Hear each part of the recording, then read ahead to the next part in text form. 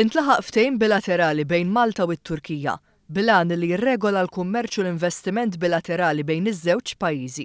Il-ftehim bilaterali magħruf bħala GETCO ġie ffirmat mill-Ministru tal-Ekonomija Chris Cardona flimkien mal-Ministru tal-Ekonomija tat-Turkija Nihat Zeybeki. Dan wara li aktar kmieni ttellet l-ewwel laqgħa ministerjali bejn iż-żewġ ministri bħala parti mill-proċess ta' GETCO. Il-Ministru Chris Cardona fisser dan il-ftehim bħala katalist illi ser iservi bħala qafas għal sħubija produttiva f'diversi oqsma u saħaq li permezz tal-GETCO ser ikun hemm numru ta' opportunitajiet kemm għall-investituri Maltin kif ukoll dawk Torok. Aħna nixtiequ li naraw ikun hemm iżjed opportunitajiet kemm għan-negozjanti Maltin illi huma mħajrin li jinvestu fit-Turkija kif ukoll l-investituri Torok li kollhom proġetti li jinvestu fl-Ewropa u għaliex le ma jagħmlux dawk il-proġetti f'Malta. U naħseb illi b'dan il-ftehim qegħdin naraw li jkun hemm il-parametri legali illi jagħtu iżjed komfort iktar appoġġ għall-investituri Maltin u Torok.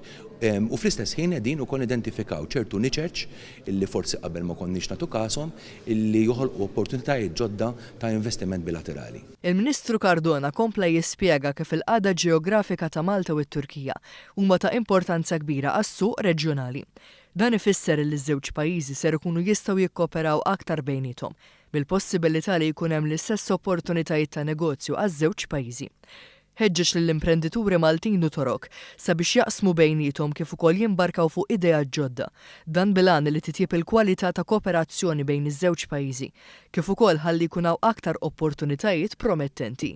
Sa dan it-tant il-Ministru tal-Ekonomija Tork Nihat Zeybeki indika kif preżentament hemm aktar minn $500,000 ta' negozju bejn Malta u t-Turkija. Madankollu hemm rieda miż-żewġ pajjiżi li s-somma tilħaq $1,000,000.